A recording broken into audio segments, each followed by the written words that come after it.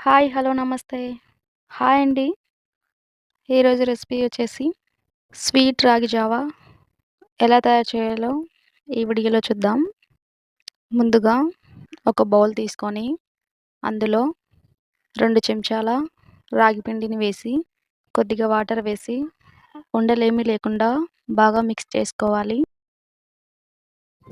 ఇప్పుడు స్టవ్ వెలిగించి కడాయి తీసుకొని అందులో 2 గ్లాసుల వాటర్ వేసి ఇప్పుడు అందులో 2 చెంచాల బెల్లం వేసి బెల్లం కరిగేంత వరకు ఉడికించుకోవాలి.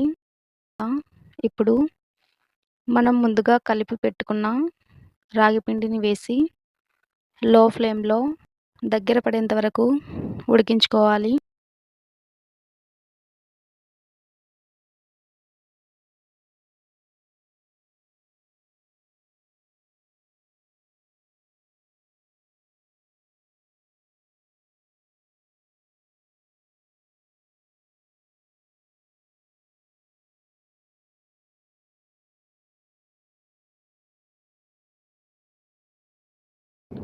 ఇలా దగ్గర పడిన తర్వాత ఇప్పుడు మరో బౌల్ తీసుకొని అందులో 2 చెంచాల మిల్క్ పౌడర్ తీసుకొని కొద్దిగా వాటర్ వేసి ఉండలేమీ లేకుండా బాగా కలిపి